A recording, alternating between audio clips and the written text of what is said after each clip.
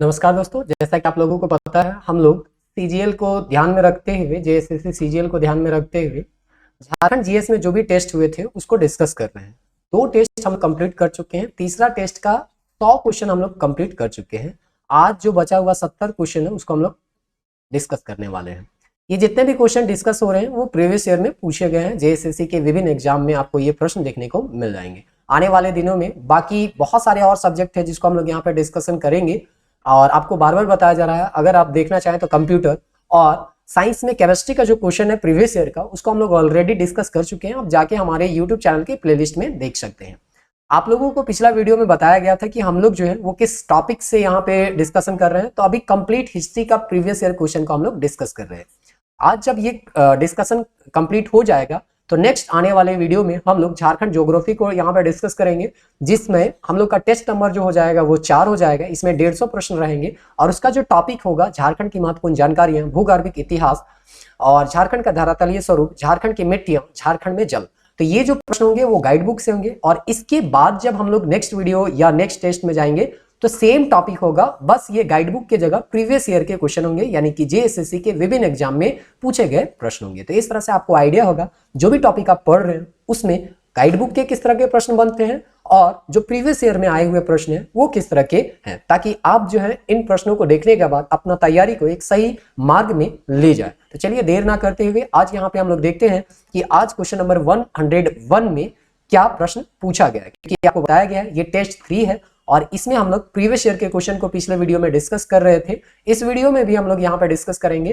Question number 100 तक हम लोग डिस्कस कर चुके हैं, क्वेश्चन नंबर 101 से आज यहाँ पे हम लोग डिस्कशन करने वाले हैं। तो चलिए देर ना करते हुए सवाल को देखते हैं कि 101 में कौन सा सवाल यहाँ पे आपका पूछा गया है। थोड़ा सा हम इसको यहाँ जूम करते हैं। चलिए, हो गया है। झारखंड में बिरसा मुंडा के ग्रेट टूमलेट को इनमें से कौन से नाम से जाना जाता है? तो ग्रेट टूलमेट जो है उसको किस नाम से जानते हैं उसको यहाँ पे पूछा गया है। भारत बचाओ आंदोलन, धरती आबा का उलगुलान, नर्मदा बचाओ आंदोलन, अंग्रेजों भारत छोड़ो। तो ग्रेट टूलमेट का अगर आप हिंदी अनुवाद देखिएगा तो उलगुलान ही होता है, जिसको हम लोग विद्रोह के नाम से जानते हैं। तो हम लोग जानते हैं बिरसा मुंडा का जो विद्रोह था उसको हम उलगुलान के नाम से जानते हैं। और बिरसा मुंडा को प्रश्न भी पिछले टेस्ट में पूछा गया था, किसके नाम से जाना जाता है? तो धरती आबा के नाम से जाना जाता है। इसलिए इसका सही आंसर हो जाएगा ऑप्शन बी, यानी धरती आबा का उलगुलान। अब हम लोग देखते हैं क्वेश्चन नंबर 102। ब्रिटिश उपनिवेशवाद के खिलाफ किसके नेतृत्व में उलगुलान आंदोलन शुरू हुआ? बिरसा मुंडा के नेतृत्व में हुआ था। ये पहला ऑप्शन ही आपका सही है। निम्नलिखित में कौन सा कथन बिरसा मुंडा के संबंध में गलत है? आपको गलत स्टेटमेंट को बताना है। तो यहाँ पे पहला स्टेटमेंट बोलता है बिरसा मुंडा ने सोनोत संथाल समाज, तो हम जानते हैं सोनोत संथाल समाज जो है वो शिबू सोरेन के द्वारा 1970 में यहाँ पे बनाया गया था। तो ये पहला स्टेटमेंट ही गलत है और आपको पूछा गया था, गलत स्टेटमेंट को ही पूछा गया था। तो सीधे पहला स्टेटमेंट ही आपका गलत मिल रहा है, तो आंसर हमारा ए हो जाएगा। अब चलिए बाकी तीनों यहाँ पे आपका जो ऑप्शन है उसको हम पढ़ देते हैं, क्योंकि हो सकता है ये ऑप्शन आपको, ये स्टेटमेंट जो है वो क्वेश्चन के माध्यम से कहीं और एग्जाम में आपको देखने को मिल जाए। ये तीनों के तीनों स्टेटमेंट सही हैं। उन्होंने वन और भूमि पर आदिवासी प्रकृति अधिकार के लिए लड़ाई लड़ी। हम जानते हैं वन अधिनियम लाया था 1894 में और इस तरह से अंग्रेजों का यहाँ पे जो अधिकार है उसको बढ़ा दिया गया और आदिवासियों के अधिकार को सीमित कर दिया गया था और इसी के खिलाफ जो है यहाँ पे आंदोलन किया गया था और इसीलिए ये स्टेटमेंट सही है। वे ब्रिटिश अधिकारियों द्वारा पकड़े गए और जेल में उनकी मृत्यु हो गई, ये भी सही है। 9 जून 1900 को उनका देहांत हो गया था हैजा से और ये चीज हम लोग पिछले टेस्ट में डिस्कस कर चुके थे। उन्होंने जमींदारों साहूकारों द्वारा मूल निवासियों के शोषण के खिलाफ प्रारंभिक बगावत से सबसे महत्वपूर्ण बगावत का नेतृत्व किया। देखिए शुरुआत में ये बगावत जो था प्रारंभिक था, एकदम निचले स्तर पे था, लेकिन इनके नेतृत्व में ये काफी उग्र हो जाता है, एक बड़ा स्तर ले लेता है और इस तरह से ये बगावत करते हैं। इसलिए ऑप्शन डी जो है वो भी आपका सही होगा। चलिए क्वेश्चन नंबर 104 देखते हैं। आदिवासी विद्रोह का नेतृत्व किसने किया था जो स्वतंत्रता के पूर्व ब्रिटिश आर्मी चीफ को घायल करने में सफल हुए थे? देखिए होने का तो हो सकता है शेख भिखारी, तिलका मांझी, ये सब भी किए होंगे, लेकिन ब्रिटिश आर्मी और वो भी पूर्व ब्रिटिश है ना आर्मी चीफ थे, तो ये जो है आंसर दिया गया था बिरसा मुंडा का। तो हम लोग बिरसा मुंडा इसको याद करके चल सकते हैं। उलगुलान आंदोलन किसके नेतृत्व में आरंभ हुआ था? हम जानते हैं बिरसा मुंडा के नेतृत्व में हुआ था। आदिवासी लोगों के बीच बिरसा मुंडा को किस नाम से जाना जाता है? अभी आपको बताया गया, धरती आबा के नाम से जानते हैं। छोटा नागपुर काश्तकारी अधिनियम जो किसका परिणाम था? तो छोटा नागपुर में जो हुआ था बिरसा मुंडा का आंदोलन, उसी का एक परिणाम था कि यहाँ के जो जमीन है वो बाहरी लोग ना खरीद पाए, यहाँ के आदिवासियों को ही वो जमीन मिले। अभी सीएनटी एक्ट में कुछ संशोधन भी हो रहा है लगातार, अगर आप पेपर देख रहे होंगे तो आपको पता चल रहा होगा कि अब जो थाना माना जाएगा वो संशोधन हो रहा है। 1950 में जो थाना क्षेत्र था उसी को मानेंगे, यानी वर्तमान क्षेत्र में आपका थाना के क्षेत्र अभी ये है और 1950 में कुछ बड़ा एरिया था थाना का, तो आपका 1950 वाला माना जाएगा, ना कि अभी 2023 या 24 वाला माना जाएगा। तो इसमें संशोधन हो रहा है, कुछ दिन में हो सकता है संशोधन हो जाए, तो ये सबको आप ध्यान में रखिएगा। जहां पे भी कुछ सुधार होता है या रिसेंट न्यूज में रहता है तो सवाल उससे आपको देखने को मिल सकते हैं। तो इस तरह से ऑप्शन डी इसका सही आंसर हो जाएगा। 11 नवंबर 1908 को यह लागू किया गया था। फादर हॉफमैन इस एक्ट को बनाने में बहुत बड़ा योगदान दिए थे, इसीलिए कहा जाता है सीएनटी एक्ट के जो जनक है या फादर जो इनको बनाए हैं वो फादर हॉफमैन बनाए थे, और उनके नेतृत्व में बहुत सारे लोगों ने इसको बनाने में सहायता किया। वैसे इस कानून को बनाने में जो डिमांड किया गया था वो तो यहाँ के आदिवासियों के द्वारा किया गया था, लेकिन कानून का रूप देने में फादर हॉफमैन का सबसे बड़ा योगदान था, इसीलिए उसको हम लोग सीएनटी एक्ट का पिता के नाम से या जनक के नाम से जानते हैं।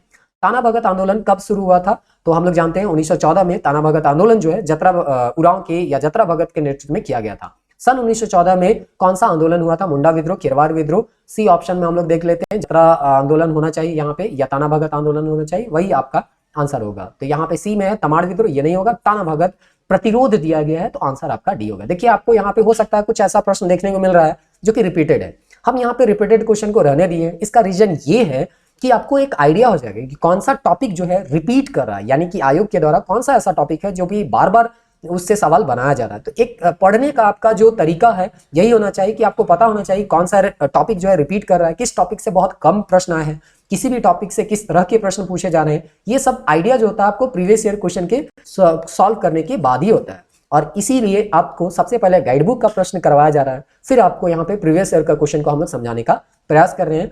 ये क्वेश्चन को याद करना एक मकसद तो है ही है, लेकिन इस क्वेश्चन को देखते हुए आगे आप अपना तैयारी के एक सही मार्ग में ले जाए, ये सबसे बड़ा इसका उद्देश्य है। ताना भगत आंदोलन की शुरुआत कब हुई थी, तो 1912, 13, 14 और 15 दिया गया है, तो अप्रैल 1914 इसका सही आंसर है। ताना भगत आंदोलन की शुरुआत हुआ है। देखिए ये क्वेश्चन कितना रिपीटेड है, 1914 फिर वही चीज दिया है। 1914 वाला जो ताना भगत आंदोलन है जिसमें 25,000 से अधिक आदिवासी हिस्सा यहाँ पे लिए थे, वो किसके नेतृत्व में चल रहा था, तो जतरा उरांव या जतरा भगत देता है, जो कि 1913-14 में यहाँ पे दिया गया है कि आंदोलन के नेता कौन थे, तो जतरा भगत। तो ये रिपीटेड क्वेश्चन है, इसलिए हम पूरा इसको नहीं पढ़ रहे हैं। उम्मीद करते हैं कि आप जो है अभी आपके पास समय बहुत कम है, तब कम से कम समय में ज्यादा से ज्यादा चीजों के रिवाइज करने का प्रयास कीजिए, है ना। आप 50 प्रश्न को सॉल्व कर रहे हैं और उसके लिए 2 घंटा 3 घंटा टाइम लगा रहे हैं या 1.5 घंटा टाइम लगा रहे हैं, वैसे आपको अभी सॉल्व नहीं करना है। आपके पास कम समय है तो कम समय में ज्यादा से ज्यादा रिवीजन करने का प्रयास कीजिए, और इसीलिए हम लोग माइंड मैप के थ्रू भी रिवीजन करवाए हैं। उम्मीद करते हैं वो सारा वीडियो आप लोग जरूर देखेंगे, क्योंकि हम लोग मात्र एक तरह से कह सकते हैं 11 पेज में पूरा इतिहास को हम लोग कंप्लीट किए हैं। बहुत सारे लोग तो इसका पीडीएफ भी मंगाया और हो सकता है उससे उनको फायदा भी हो रहा होगा,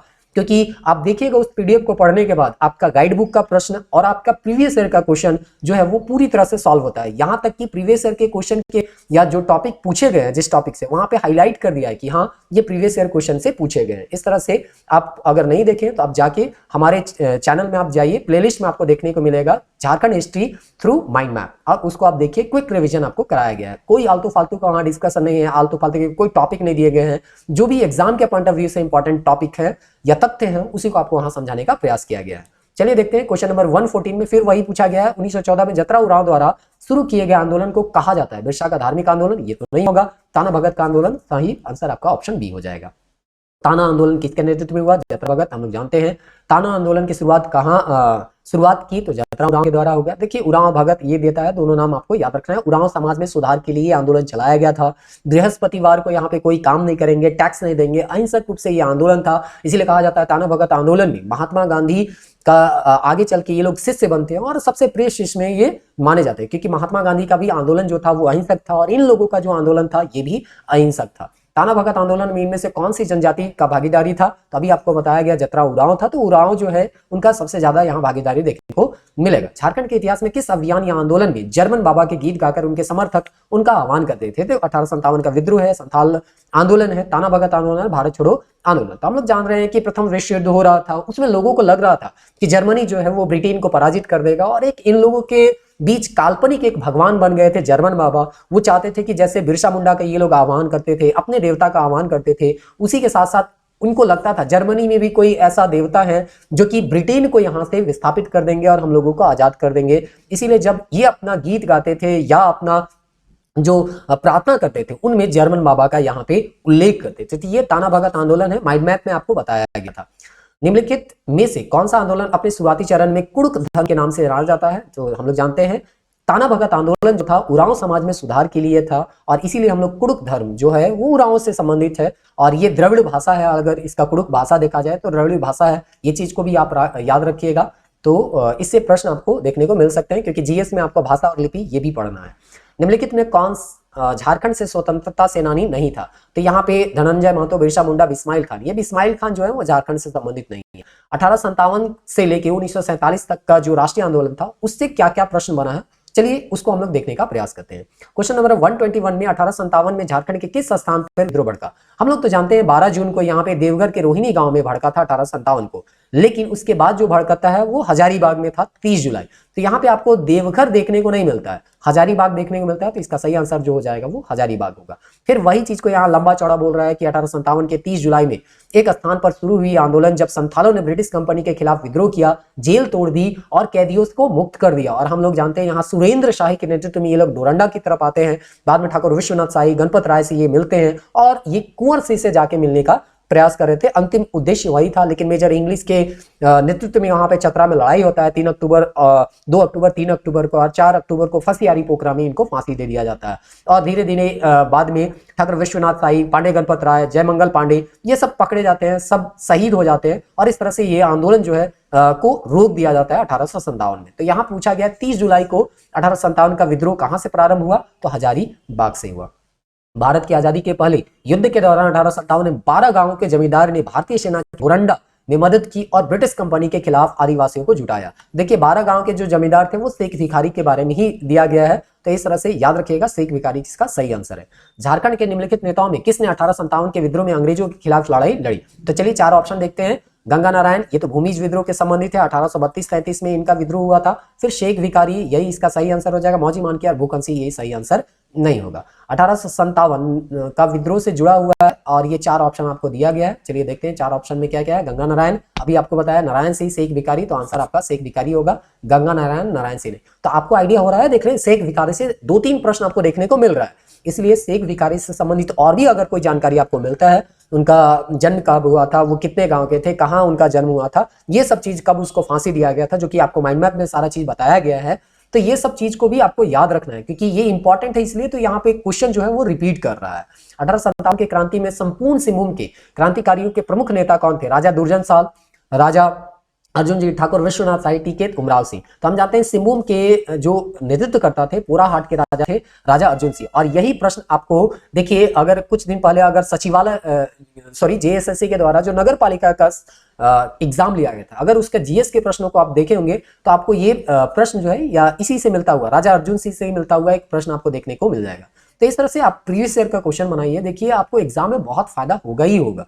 तो चलिए इसका सही आंसर है राजा अर्जुन सिंह, पोराहाट के नरेश थे। 1000 रुपया इनके ऊपर इनाम भी रखा गया था, ये भी हम लोग पिछले टेस्ट में डिस्कस कर चुके हैं। 1857 के विद्रोह में पलामू में अंग्रेजों के विरुद्ध किस कबीलाई ने विद्रोह किया था? चीरो, भोक्ता, खोंडर, इनमें से कोई नहीं। तो हम लोग जानते हैं नीलांबर और पीतांबर जो थे भोक्ता सरदार थे, जो कि खिरवार की एक उपशाखा है। तो आपको भोक्ता दिखे या खिरवार दिखे, दोनों में से कोई एक आंसर हो सकता है। अगर भोक्ता दिख रहा है तो आप उसको मारिए, अगर भोक्ता की जगह खिरवार है, जो कि आगे आंसर में आपको देखने को मिलेगा क्वेश्चन में, तो आप खिरवार मान सकते हैं। तो नीलांबर और पीतांबर शाह नामक दोनों भाई जिन्होंने स्वतंत्रता आंदोलन के दौरान अंग्रेजों के लिए मुसीबत खड़ी कर दी थी, निम्न में से कौन से नेता थे? संथाल थे, खरवार थे, सबर थे, इनमें से कोई नहीं थे। तो ये खरवार थे, जिनका एक शाखा होता है भोक्ता, तो भोक्ता यहाँ पे है नहीं, तो यहाँ पे हम लोग खरवार लेके चल सकते हैं।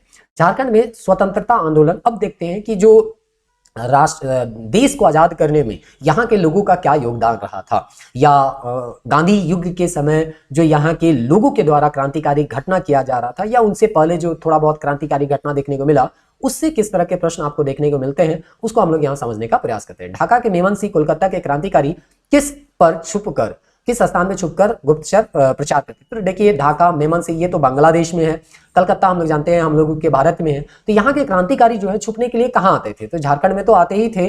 तो देखिए ये ऑप्शन बनाने में थोड़ा आपको एग्जाम में कंफ्यूजन हो सकता था, रांची, जमशेदपुर किसको मारे, भागलपुर और रामगढ़ तो जनरली नहीं होगा, ये इसको एलिमिनेट कर सकते हैं, लेकिन ये बॉर्डर इलाका है, बंगाल से सटा हुआ है, तो यहाँ सही आंसर जो होगा जमशेदपुर होगा, क्योंकि वो इंडस्ट्रियल एरिया एक तरह से था, टाटा का वहां बसा हुआ था, तो काफी पढ़े लिखे लोग वहां पे रहते थे और इसीलिए उसका प्रभाव जो है वो जमशेदपुर में काफी ज्यादा देखने को मिलता है। 1913 में गिरिडीह के खंबे पे अवध स्वाधीन शीर्षक के पर्चे किसने चिपकाए? तो देखिए, देश को आजाद करने के लिए अलग अलग तरीका अपनाया जा रहा था, जिसमें लोगों में एक तरह से जागरूकता फैलाने के लिए बहुत सारे पर्चे चिपकाए जाते थे और इस तरह से एक पर्चा चिपकाया गया था अवर स्वाधीन भारत, जो कि गिरिडीह में चिपकाया गया था 1913 के दौरान।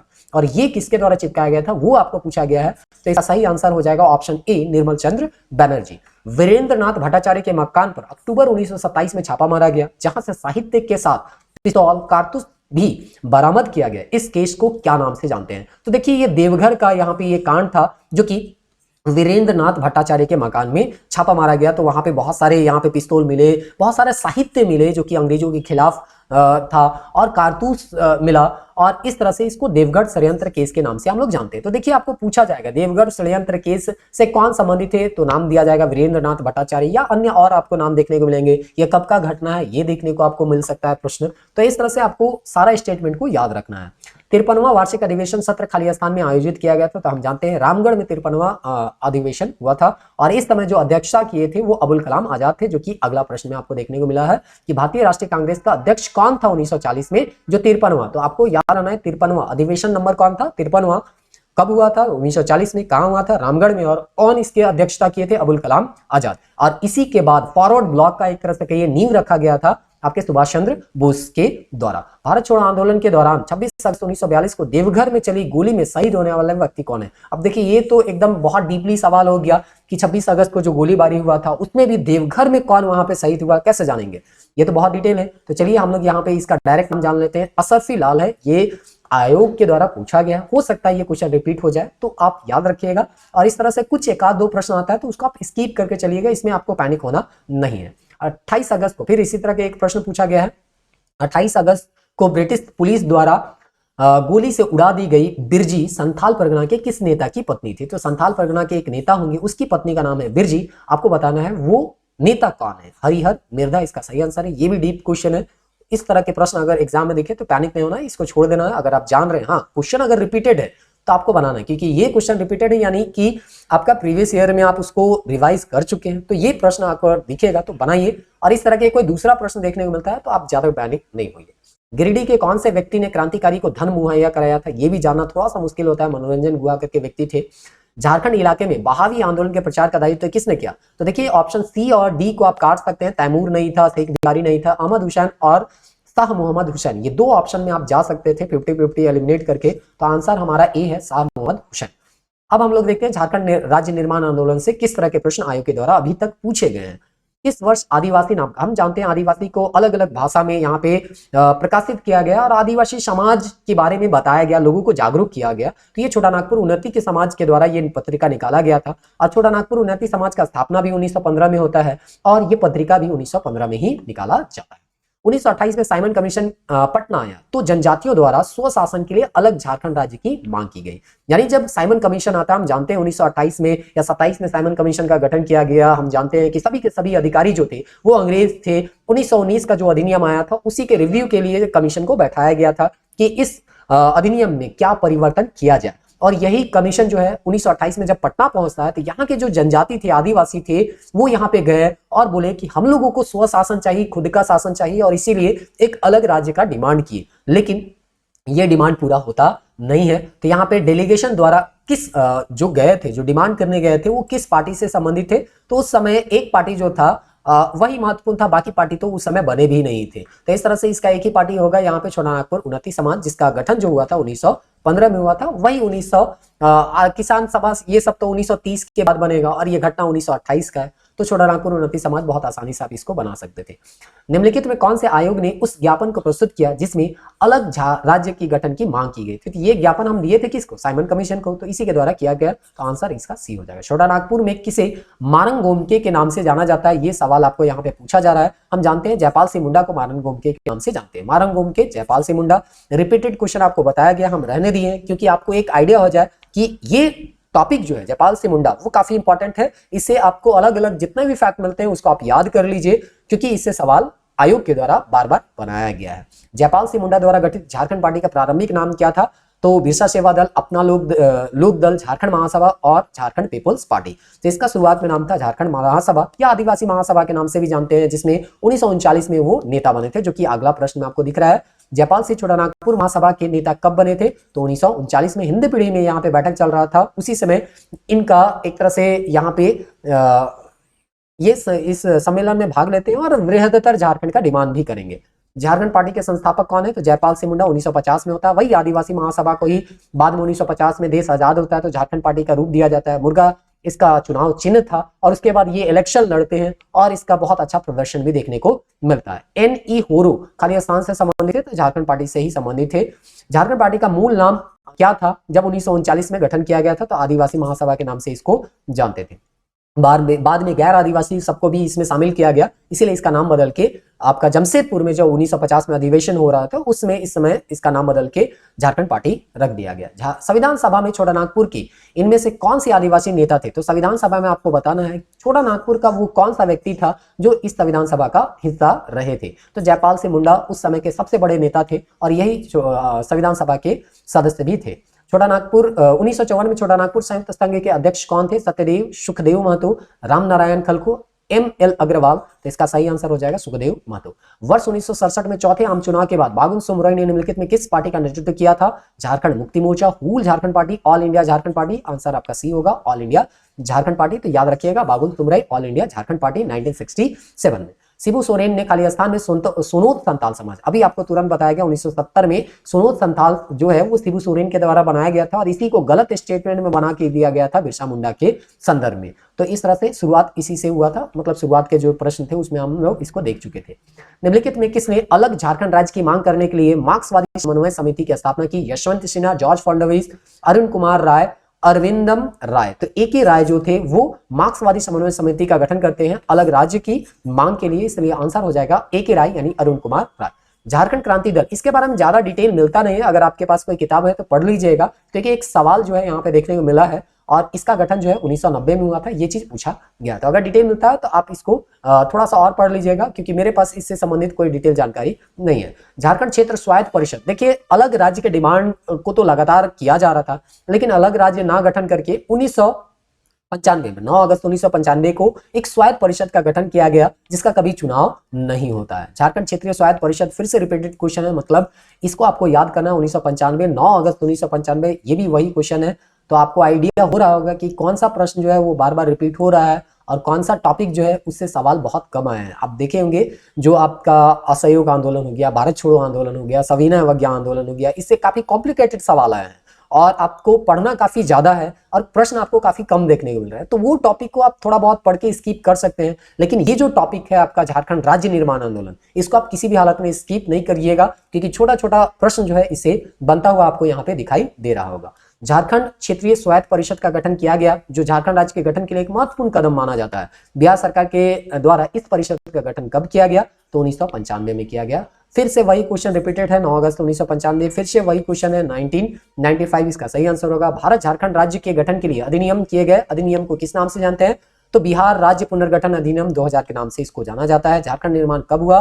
तो 2000 में होता है। 2000 में जब दक्षिण बिहार से ये अलग होता है तो कितने जिले? तो हम लोग जानते हैं प्रारंभ में 18 जिले थे, बाद में 6 जिले जुड़े और वर्तमान में 24 जिले देखने को मिलते हैं। अब ये जयंती कौन था, किनका जन्मदिन है 15 नवंबर को? कौन नहीं जानता है? भगवान बिरसा मुंडा का जन्म जो हुआ था 15 नवंबर 1875 को हुआ था। और अभी इस वर्ष ही यानी 2023 में ही प्रधानमंत्री के द्वारा उली हाथू गांव आया गया और भगवान बिरसा मुंडा को वहां पे श्रद्धांजलि दिया गया। तो इस तरह से इसका आंसर हो जाएगा ऑप्शन ई। झारखंड राज्य का गठन कब हुआ था? तो 15 नवंबर यहाँ पे 2000 को हुआ है। किस नेता है? तो बिरसा मुंडा के जन्मदिन पे ही झारखंड राज्य का निर्माण हुआ। झारखंड राज्य का गठन कब हुआ है? इस तरह के भी प्रश्न पूछे गए हैं, 2009 के प्रश्न है, अभी तो नहीं आएंगे, लेकिन प्रीवियस ईयर का क्वेश्चन था तो हम यहाँ पे ऐड कर दिए हैं आपको, है ना। ये प्रश्न अब हमको नहीं लगता है इस तरह के प्रश्न देखने को मिलेंगे। झारखंड राज्य के समय कितने राज्य थे, कितने जिले थे? सॉरी 18 जिले थे। नए कितने जिले जोड़े गए हैं? तो 6 जिले जोड़े गए हैं। कौन सा नंबर का ये राज्य था जब बना था? तो 28वां नंबर का था। फिर से वही क्वेश्चन है, 28वां नंबर का ये राज्य था। तो उम्मीद करते हैं इस वीडियो को आप अंत तक देखे हैं, तो आने वाले वीडियो को भी देखिएगा, क्योंकि आपको शुरुआत में ही इस नेक्स्ट टेस्ट के बारे में हम बता दिए हैं कि कौन सा आपका यहाँ पे टॉपिक होगा। उस टॉपिक को आप पढ़िए उससे जो गाइड बुक से जो भी यहाँ पे प्रश्न है वो हम लोग यहाँ पे आपको अवेलेबल करवाएंगे। और उसके बाद आप देखिएगा कि जो टॉपिक आप पढ़े हुए हैं उस टॉपिक को पढ़ने के बाद जो सवाल आपको बताया जा रहा है वो सवाल आप बना पा रहे हैं कि नहीं। तो इस तरह से यहाँ पे प्रश्न है, आपको फिर से एक बार बता दे रहे हैं कि कौन सा टॉपिक हम लोग डिस्कस करने वाले हैं। झारखंड की महत्वपूर्ण जानकारियां, भूगर्भिक इतिहास, झारखंड का धरातलीय स्वरूप, झारखंड की मिट्टियां, झारखंड में जल संसाधन, ये हम लोगों का चौथा टेस्ट होगा। इसमें 150 प्रश्नों को हम लोग यहाँ पे डिस्कस करने वाले हैं। तो उम्मीद करते हैं नेक्स्ट वीडियो को आप लोग जरूर देखिएगा और इस वीडियो को भी आप बार बार रिकैप करके स्पीड बढ़ा के आप देख सकते हैं, ताकि जो भी प्रश्न आपको यहाँ पे बताया जा रहे हैं उसके उत्तर बताए जा रहे हैं या एक्सप्लेनेशन बताए जा रहे हैं वो चीज आपको याद रहे। और एग्जाम हॉल में इससे रिलेटेड अगर कोई प्रश्न अगर आपको दिखे तो उसे आप बिल्कुल ना छोड़ें, उसको आप जरूर बनाएं और सही उत्तर बनाएं। तो इस तरह से आपका जो एक तरह से कहिए परीक्षा में परफॉर्मेंस है वो धीरे धीरे बेहतर आपको टेस्ट के माध्यम से ही देखने को मिलेगा। अल्टीमेटली आपको ये परीक्षा हॉल में आपको देखने को मिलेगा कि आपका परफॉर्मेंस जो है वो काफी अच्छा हो गया। मिलते हैं नेक्स्ट वीडियो में, तब तक के लिए जय हिंद।